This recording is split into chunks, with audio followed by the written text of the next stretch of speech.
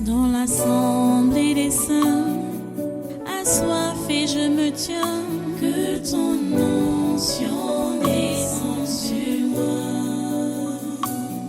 Conscient que mon destin est dans le creux de ta main, que ton onction descende sur moi. Je suis disposé, assoiffé, que ton onction descende sur moi. Je suis disposé, assoiffé, que ton onction descende sur moi.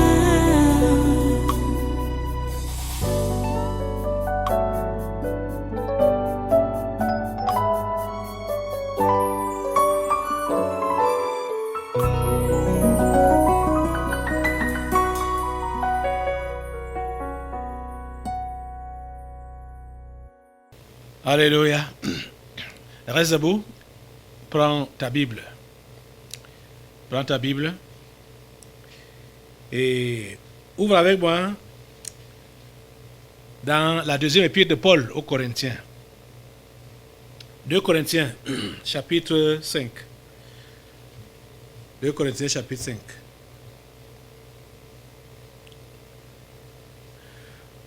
Vous savez, je suis toujours en train de vous meubler avec les versets bibliques. L'enseignement qui a commencé même depuis le séminaire de ce mois, de mai. On est le 21 mai aujourd'hui. Nous sommes allés dans Matthieu chapitre 5, qui nous montre la vraie nature de l'enfant de Dieu, le chrétien, le croyant, ce qu'il doit être, le sel, ce qu'il est, pas ce qu'il doit être, ce qu'il est, le sel et la lumière. Et Jésus a posé la question, si le sel perd sa saveur, avec quoi la lui rendra-t-on? Et on a compris par les délivrances que la saveur du sel dont Jésus-Christ parle, c'est l'amour. 2 Corinthiens chapitre 5, à partir du verset 14. J'ai introduit comme ça là pour que vous puissiez comprendre pourquoi nous lisons dans ce passage. Vous savez, il faut toujours garder en esprit le passage de Matthieu 5. Il faut garder ça en esprit. Matthieu 5, verset 13 à 16. Ok, maintenant 2 Corinthiens chapitre 5, donc, à partir du verset 14 jusqu'au verset 21. Vous êtes là? Chapitre 5 de 2 Corinthiens, verset 14 jusqu'à 21. Nous lisons. Car l'amour de Christ nous presse. L'amour de Christ nous presse. La saveur du sel. C'est ça l'amour. Ok. Car l'amour de Christ nous presse. Parce que nous estimons que si un seul est mort pour tous, tous donc sont morts. Et qu'il est mort pour tous, afin que ceux qui vivent ne vivent plus pour eux-mêmes, mais pour celui qui est mort et ressuscité pour eux. Ainsi, dès maintenant, nous ne connaissons personne selon la chair. Et si nous avons connu Christ selon la chair, maintenant nous ne le connaissons plus de cette manière. Verset 17. Si quelqu'un est en Christ, il est une nouvelle créature. Les choses anciennes sont passées. Voici, toutes choses sont devenues nouvelles. Et tout cela vient de Dieu, qui nous a réconciliés avec lui par Christ et qui nous a donné le ministère de la réconciliation. Car Dieu était en Christ, réconciliant le monde avec lui-même, en n'imputant point aux hommes leurs offenses. Et il a mis en nous la parole de la réconciliation. Nous faisons donc les fonctions d'ambassadeurs pour Christ, comme si Dieu exhortait par nous. Nous vous en supplions au nom de Christ, soyez réconciliés avec Dieu. celui qui n'a point connu le péché, il a fait devenir péché pour nous, afin que nous devenions en lui justice de Dieu. Prions le Seigneur.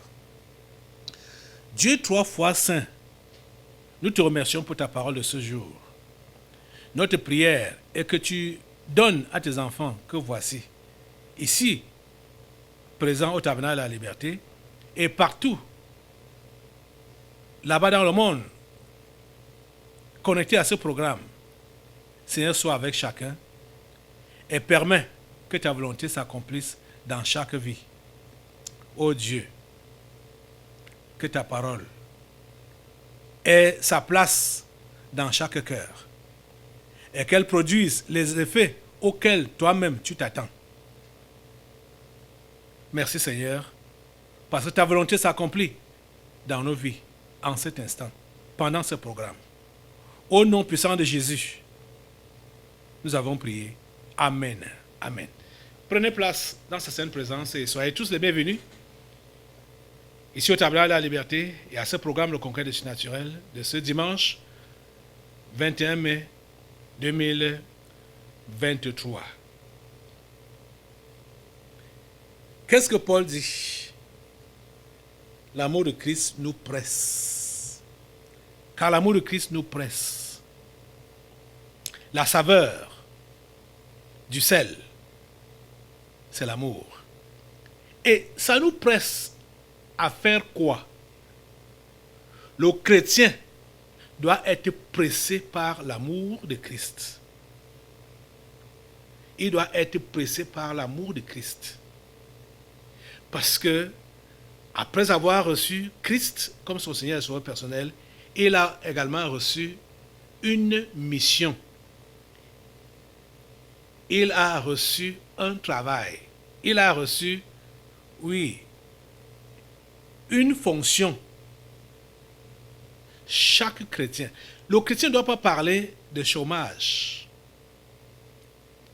Ça ne doit pas exister. Si quelqu'un est réellement né de nouveau, tu n'es plus un chômeur. Tu n'es plus un chômeur. Parce que le travail, tu l'as déjà, dès que tu as reçu Christ. Rappelez-vous de la série, ce n'est même pas encore fini, je vais revenir sur ça, c'est sur le travail. Pour qui travailles-tu? Pourquoi travailles-tu? C'est quand on ne comprend pas que tout ce qu'on doit faire, tout ce qu'on fait, on doit le faire pour Christ. Parce que dès qu'il nous sauve, nous lui appartenons entièrement. Nous sommes à lui entièrement. Nous devons seulement nous mouvoir d'après ses directives. C'est lui qui doit nous pousser. C'est lui qui doit nous orienter. C'est lui qui doit nous dire où aller, où s'arrêter, quoi faire, où tourner. C'est lui. Nous nous disposons à lui, à ses directives. Il a dit, car l'amour de Christ nous presse, parce que nous estimons que si un seul est mort pour tous, tous donc sont morts. Et qu'il est mort pour tous, afin que ceux qui vivent ne vivent plus pour eux-mêmes, mais pour celui qui est mort et ressuscité pour eux. Le chrétien véritable ne vit plus pour lui-même. Il ne vit plus pour lui-même. Est-ce que tu es un chrétien véritable? Normalement, tu ne devrais plus vivre pour toi-même. Mais on constate que certains, après avoir bien commencé, après avoir vraiment bien donné leur vie à Jésus, après avoir tout livré à Jésus, ils se ressaisissent un temps pour dire, hey, mais qu'est-ce que j'ai fait? Qu'est-ce que ma vie va devenir? Non, il faut que je reprenne ma vie en main. Si tu es chrétien et tu vis, tu ne vis plus pour toi-même. L'égoïsme ne doit plus te gérer. Parce que l'égoïsme marche avec la méchanceté. méchant et égoïste. Quand j'ai entendu que plusieurs ici étaient encore comme ça, méchants et égoïstes, ça m'a fait mal au cœur. Ça m'a fait mal au cœur. Parce que ce n'est pas là-bas la nature du chrétien. La nature du chrétien, c'est l'amour. La nature du chrétien, c'est l'altruisme. Porter, à aider, à secourir l'autre. Il n'est pas égoïste. Le chrétien n'est pas égoïste.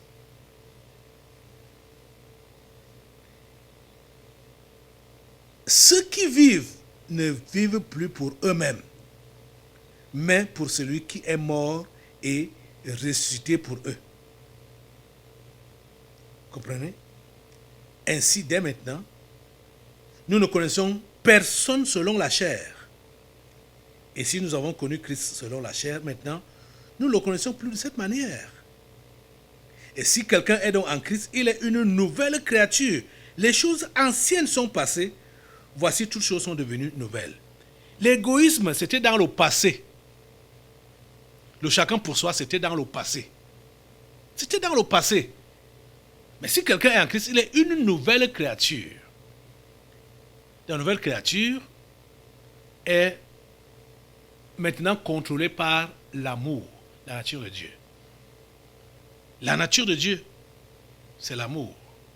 C'est ça qui doit maintenant être le propre du vrai chrétien. Et tout cela, verset 18 dit, et tout cela vient de Dieu qui nous a réconciliés avec lui par Christ et qui nous a donné le ministère de la réconciliation. D'où vous êtes le sel de la terre. D'où vous êtes la lumière du monde. Pourquoi? Parce que vous avez reçu le ministère de la réconciliation. C'est le ministère que nous avons reçu dès que nous avons cru en Christ. On a reçu le ministère de la réconciliation et non le ministère de la haine et non le ministère de la division. On a reçu le ministère de la réconciliation. Réconcilier les pécheurs avec Dieu. Mais il faut que les gens comprennent bien. Parce que certains comprennent mal quand on parle de l'amour du prochain, quand on parle d'aimer, Jésus parle d'aimer ses ennemis. Il faut, d'autres mélangent des pédales et pensent que vraiment, bon maintenant là, ceux-là qui nous haïssent, il faut aller les embrasser. Ceux qui nous persécutent là, il faut aller les embrasser. Ce n'est pas ça que ça veut dire. Je vais essayer de vous expliquer en termes clairs et brièvement aujourd'hui ce que Jésus veut dire. Le cœur du chrétien véritable ne doit pas être un cœur rancunier vis-à-vis de son frère ou de sa sœur. Le cœur du chrétien véritable ne doit pas être un cœur méchant vis-à-vis de son frère, vis-à-vis de sa sœur, vis-à-vis des païens même. Ça ne doit pas être un cœur méchant. Je vais d'abord, je vais bien vous expliquer cela. Nous avons donc reçu un ministère, le ministère de la réconciliation. Car Dieu était en Christ, réconciliant, je suis au verset 19 de 2 Corinthiens 5 là. Car Dieu était en Christ, réconciliant le monde avec lui-même, en n'imputant point aux hommes leurs offenses. Et il a mis en nous la parole de la réconciliation. Il a mis en nous la parole de la réconciliation. Nous faisons donc les fonctions d'ambassadeurs pour Christ, comme si Dieu exhortait par nous. Nous vous en supplions, au nom de Christ, soyez réconciliés avec Dieu. C'est le ministère que nous avons reçu. Le ministère de la réconciliation. Et non le ministère de la division. Et non le ministère de la haine. Vous comprenez ça? Non.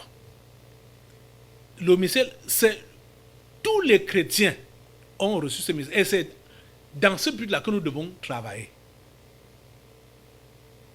Jésus l'a si bien dit. les apôtres ont continué dans le même sens, que ce soit l'apôtre Paul, que ce soit l'apôtre Pierre. On a lu assez de passages où on nous exhorte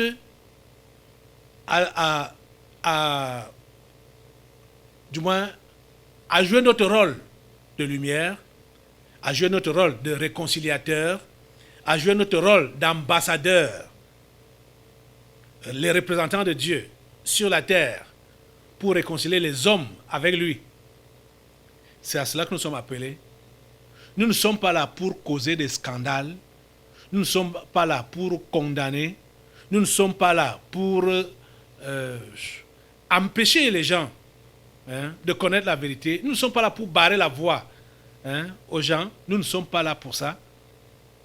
Le chrétien est là pour réconcilier le pécheur avec Dieu. Et nous ne sommes pas là pour empêcher ceux qui ont déjà même cru d'évoluer.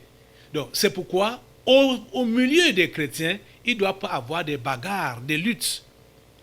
Il faut éviter d'être une pierre d'achoppement, d'être un sujet de scandale pour ton frère ou pour ta soeur. Il faut éviter de l'être parce que ce n'est pas le ministère que tu as reçu. Le ministère que tu as reçu, c'est celui de la réconciliation. Réconcilier les hommes avec Dieu, et tu dois travailler pour cet objectif-là. Vous comprenez? Mais en ce qui concerne les scandales, je vais revenir sur ça et essayer donc de vous situer clairement. En ce qui concerne les scandales, Jésus a clairement dit que ça ne va pas manquer. Les scandales seront toujours au rendez-vous. Les scandales seront toujours au rendez-vous. Vous comprenez? On va repartir dans ce chapitre-là, chapitre 18. Chapitre 18 de Matthieu. Chapitre 18 de Matthieu. À partir du verset 6, Jésus dit: mais si quelqu'un scandalisait un de ces petits qui croient en moi, il vaudrait mieux pour lui qu'on suspendît à son cou une meule de moulin et qu'on le jetât au fond de la mer. Malheur au monde à cause des scandales, car il est nécessaire qu'il arrive des scandales, mais malheur à l'homme par qui le scandale arrive. Vous comprenez? Écoutez donc maintenant ce que Jésus va dire pour donner conseil à celui qui est victime des scandales. Quand tu es donc permanemment victime du scandale, voici ce que Jésus-Christ dit à partir du verset 8. Si ta main ou ton pied est pour toi une occasion de chute, coupe-les et jette-les loin de toi. Mieux vaut pour toi entrer dans la vie boiteux ou manchot que d'avoir 2 pieds ou 2 mains et d'être jeté dans le feu éternel. Verset 9. Et si ton œil est pour toi une occasion de chute, arrache-le et jette-le loin de toi. Mieux vaut pour toi entrer dans la vie n'ayant qu'un œil que d'avoir 2 yeux et d'être jeté dans le feu de la géhenne. Cela a été répété dans Marc au chapitre 9, à partir du verset 37, et dans Luc chapitre 9, à partir du verset 49. Jésus, du moins, les différents évangélistes ont relayé ce message. Voilà donc l'attitude que doit adopter celui qui est victime des scandales. Jésus ne te dit pas que quand tu es donc scandalisé, ok, rétrograde, parce que tu es scandalisé, on t'a scandalisé, bon, rétrograde, rentre en arrière, abandonne la foi. Parce que c'est même un aîné dans la foi, c'est celui que tu as trouvé à l'église là, qui t'a fait ça, qui est... Jésus dit que si... il prend donc maintenant l'exemple sur les membres du corps, de ton propre corps, pour te dire que si l'un de ces membres de ton corps là est pour toi donc une occasion de chute, tu dois te débarrasser de ce membre-là. Donc, comme pour dire que dès que tu as senti ou tu as observé que tu es victime du scandale, tu dois couper avec cela pour sauver ton âme.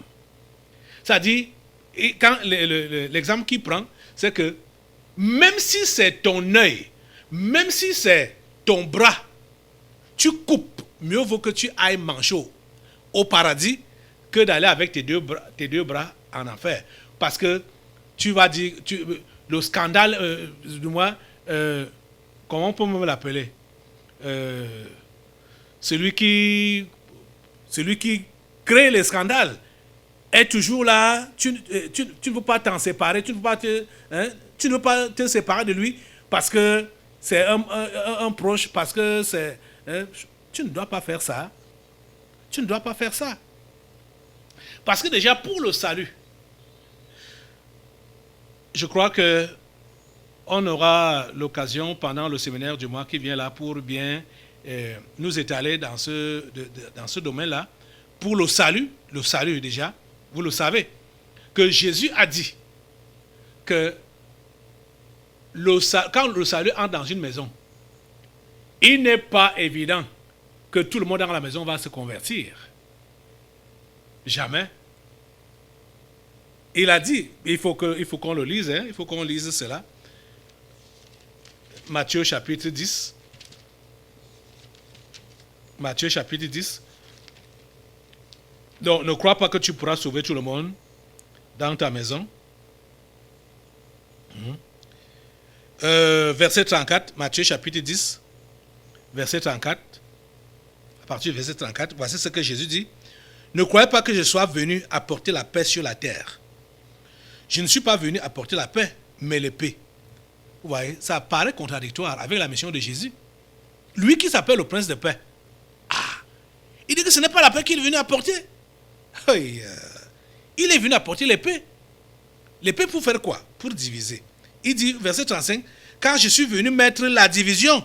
My God. Vous voyez? Il dit, je suis venu mettre la division entre l'homme et son père, entre la fille et sa mère, entre la belle-fille et sa belle-mère. Verset 36, et l'homme aura pour ennemi les gens de sa maison. Jésus a été clair. Je ne sais pas combien de fois je vous ai lu ce passage. Je reviens toujours sur ça. Parce que c'est primordial. Verset 37. Celui qui aime son père ou sa mère plus que moi n'est pas digne de moi. Et celui qui aime son fils ou sa fille plus que moi n'est pas digne de moi. Celui qui ne prend pas sa croix et ne me suit pas n'est pas digne de moi. Celui qui conservera sa vie la perdra. Et celui qui perdra sa vie à cause de moi la retrouvera. Vous voyez ce que Jésus dit là? C'est clair. Donc quand il dit que, on repart maintenant à Matthieu 18, verset 8. Si ta main ou ton pied est pour toi une occasion de chute, coupe-les et jette-les loin de toi. Ça veut dire que ce qui est pour toi une occasion de chute là, sépare-toi de ça. C'est ça que ça veut dire en termes clairs, en français facile, terre à terre. Tout ce qui est pour toi, tous ces hommes, toutes ces femmes, tous ces soi-disant amis ou connaissances qui sont pour toi des occasions de chute, donc des sujets de scandale, sépare-toi de ces gens-là. Sépare-toi de... Comprenez? Parce que dans la plupart des cas, ce genre de personnes, ils sont soit des sorciers ou des anges déchus. Ils ne sont pas humains. Un humain, quand il fait mal, il se ressaisit. Quand un humain fait mal, il se ressaisit. Il se repent. Et il abandonne le mal qu'il faisait. Quand on lui a dit ça là c'est mauvais, il comprend, il se ressaisit. Donc, quand les gens sont là, et je vous l'ai toujours dit que les persécutions ou les scandales, les choses abominables, ce sont les anges déchus qui initient ça. Surtout contre la foi chrétienne. Écoutez, je vous dis que ce sont les anges déchus qui vont d'abord vous combattre. Et ils vous combattent pour entraîner les simples à faire la même chose contre vous. Quand Jésus dit d'aimer vos ennemis, il n'a pas dit aimer les anges déchus.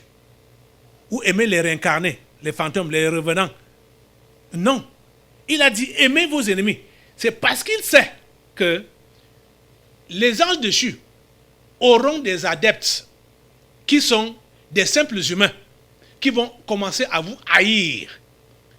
Parce que si vous, n'ayant pas le discernement, vous allez mettre tout le monde dans le même sac, vous allez condamner même les simples qui pouvaient être sauvés ou qui pourraient être sauvés. Rappelez-vous que Paul était un persécuteur, un meurtrier, mais il s'est converti. Il suivait les anges déchus dans leur élan, dans le désordre, dans la maltraitance des croyants. Mais lui, il était sincère dans sa religion, croyant qu'il servait Dieu. Il était un simple.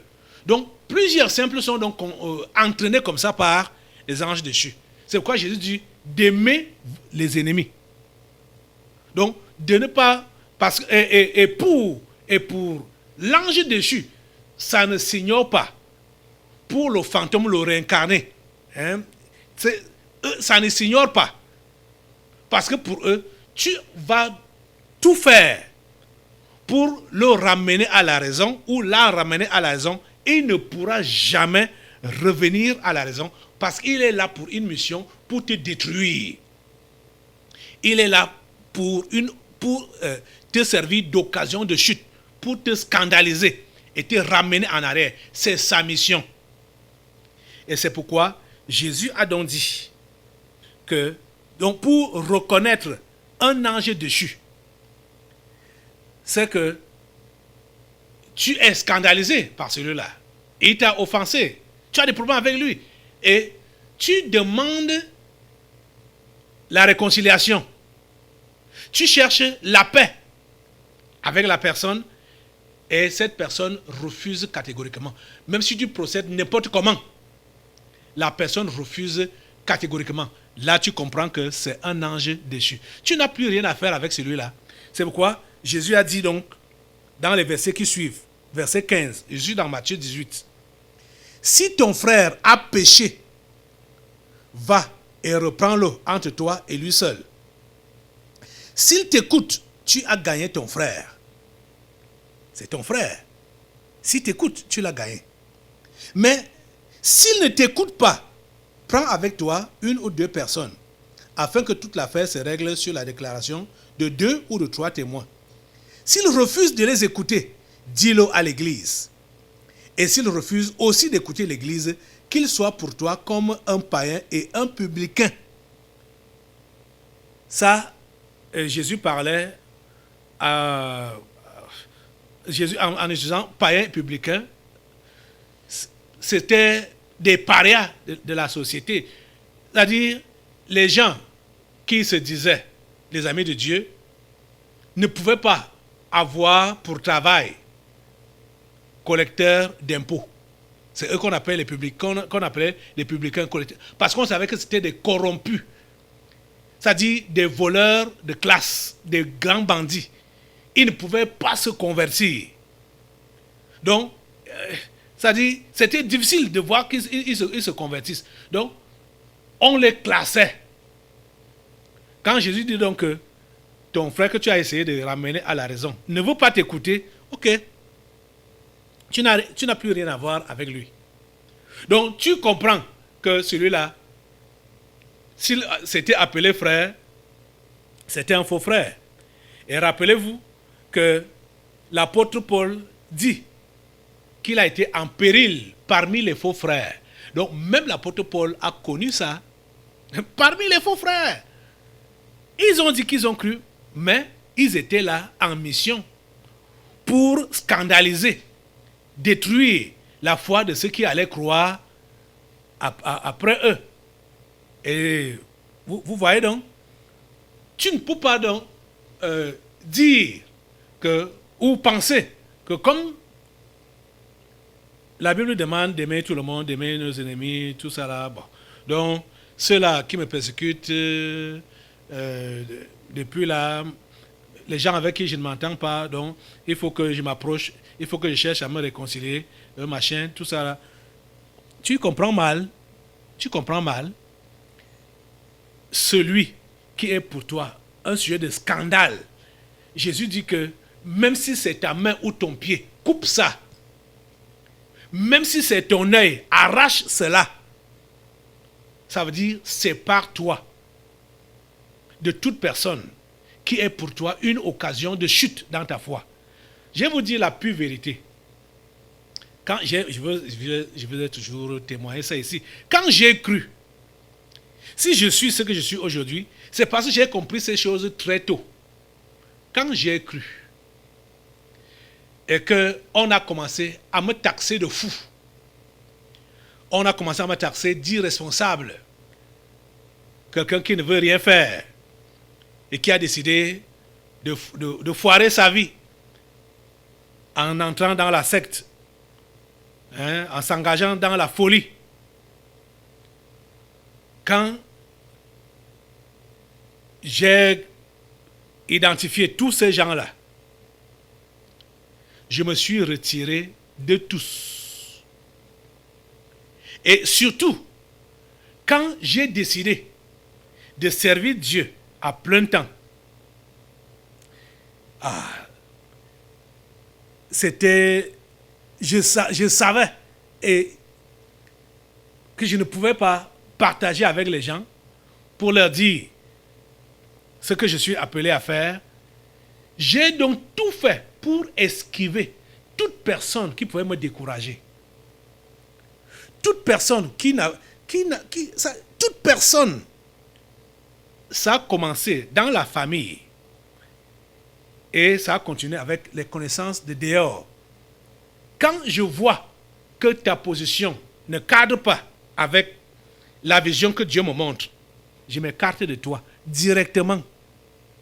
Je n'ai plus rien à parler. Même si tu t'appelles frère en Christ, je m'écarte de toi directement. Je dis, depuis ma conversion, j'ai vite compris ces choses. J'ai vite compris ces choses. Je vous assure. C'est ça qui m'a sauvé. C'est ça qui m'a aidé. Donc, tu veux préserver ta foi et tu vas continuer à marcher avec des gens qui te scandalisent, qui sont pour toi une occasion de chute, pour dire que ce sont les membres de ta famille, pour dire que que vous êtes trop attachés, c'est ton intime, c'est une amie ou un ami de longue date. La Bible dit, sépare-toi, coupe ce bras-là, coupe ce pied-là, arrache ce œil-là. Tu comprends ça? On n'est pas là pour aimer les anges déchus. On est là pour aimer les humains. On n'est pas là pour réconcilier les anges déchus avec Dieu. On est là pour réconcilier les humains avec Dieu et non les anges déchus.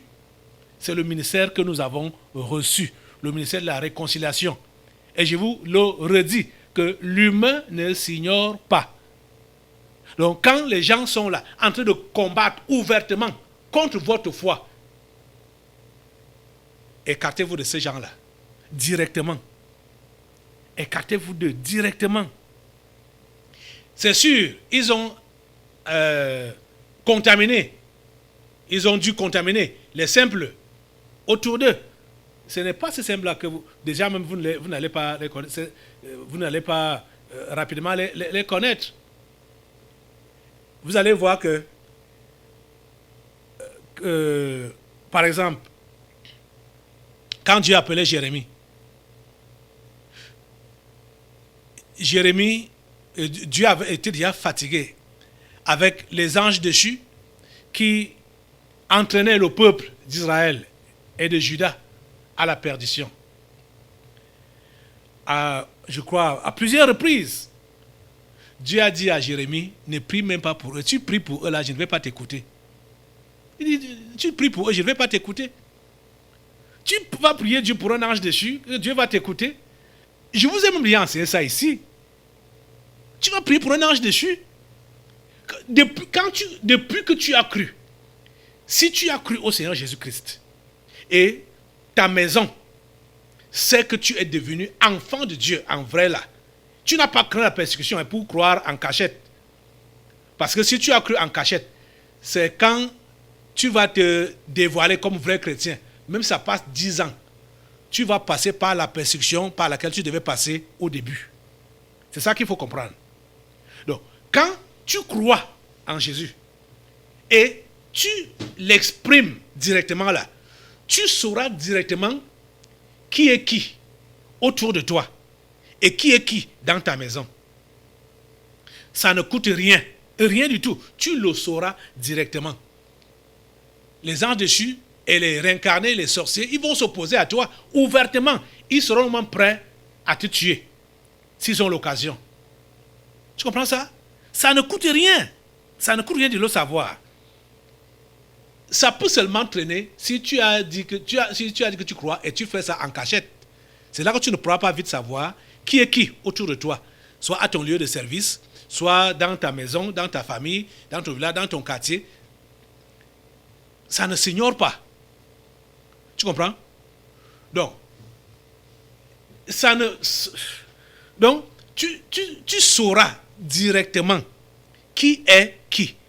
Et tu sauras maintenant pour qui il faut continuer à prier. Si tu as donc déjà cru, ça a déjà fait 1 an. Tout le monde sait dans ta famille. Et quand ils ont su ça, ils t'ont combattu. Ça a fait 1 an, ça a fait 2 ans, ça a fait 5 ans, 10 ans, 20 ans, 30 ans. Ces gens ne se convertissent pas. Ils savent que tu es vrai croyant là. Vrai croyant là, vrai croyant là. Et tu leur as parlé, tu leur as présenté ton Jésus. Véritablement là. Tu as abandonné le monde, véritablement là. Ils ne se convertissent pas.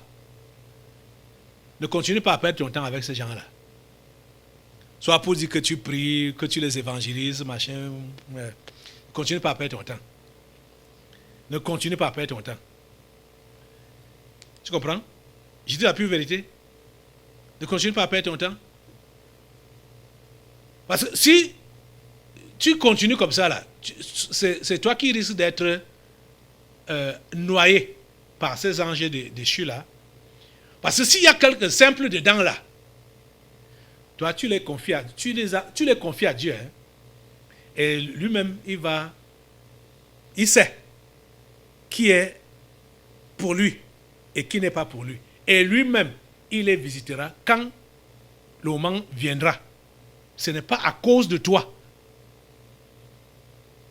Quand Jésus a dit, quand la Bible a dit, crois au Seigneur Jésus et tu seras sauvé, toi et ta famille, il faut comprendre que Jésus a clairement dit qu'il apporte la division. Le père contre le fils, la fille contre la mère. Et Jésus a clairement dit que dans une maison, 2 seront contre 3 contre 1 ou 1 contre tous. Et tout le monde ne pourra pas se convertir. C'est impossible que tous se convertissent. Parce que le diable s'est rassuré de placer son agent ou ses agents dans chaque famille. Dans chaque famille. Il arrive que dans des familles, on peut trouver juste un seul simple. Un seul. Peut-être tu es celui-là. Tu vas te mortifier pour les anges déchus, les réincarnés qui sont dans ta famille là. Tu perds ton temps là-bas. Et tu vois que ce sera même l'égoïsme qui te gère. Parce que ce n'est pas le seul que tu es appelé à évangéliser ou à sauver. Hein? Le ministère de la réconciliation qu'on a reçu n'est pas seulement pour notre famille directe. On a un grand ministère, le ministère de la réconciliation. Et on ne doit pas donc dire c'est-à-dire qu'on a le ministère de la réconciliation et en même temps on est des pierres d'achoppement pour ceux qui ont déjà cru ou pour ceux qui doivent croire. D'où le comportement du chrétien doit être différent.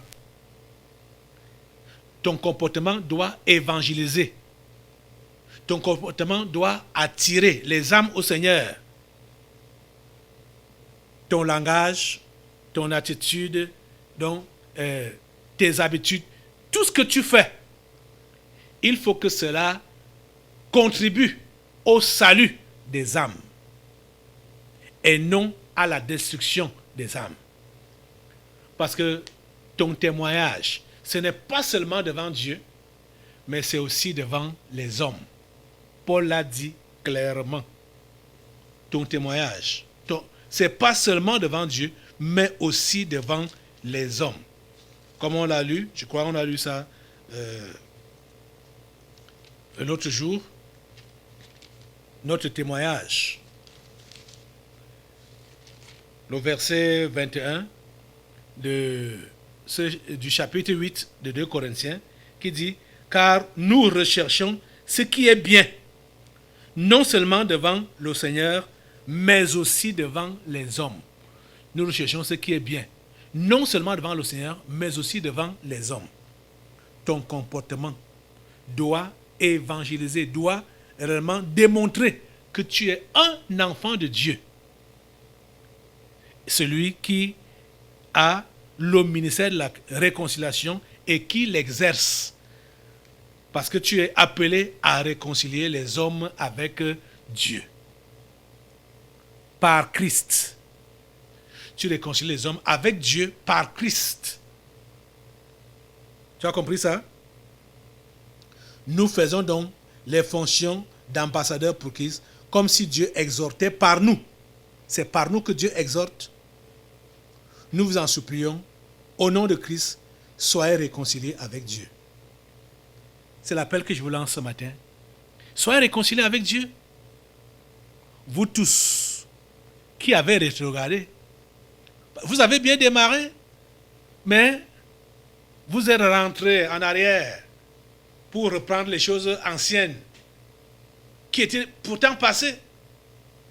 Parce que maintenant, là, vous mettez vos intérêts en avant. L'égoïsme vous gère. Vous mettez ça en avant.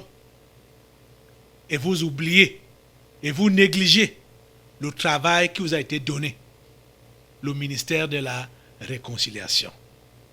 Restaure cela ce matin. Lève-toi sur tes deux pieds et prie Dieu de te pardonner ton égoïsme, ta méchanceté. Prie Dieu de te restaurer dans ta communion véritable avec lui et dans ton ministère. Toutes les fois que tu as eu à scandaliser par tes gestes, tes paroles, tes actes, ton comportement, ton habillement, repens-toi. Que Dieu te pardonne et qu'il puisse te restaurer et que tu puisses te mettre à faire, à remplir bien ton ministère, le ministère de la réconciliation. Réconcilier les hommes avec Dieu. Merci Seigneur d'écouter ces prières. Et merci Seigneur de les réconcilier avec toi. Et merci de leur donner, chacun ce qui le concerne, de remplir bien son ministère, le ministère de la réconciliation. Au nom puissant de Jésus, j'ai prié. Amen. Assois-toi. Nous allons maintenant passer aux délivrances prophétiques. Dans l'assemblée des saints, assoiffé je me tiens, que ton onction descende sur moi. Conscient que mon destin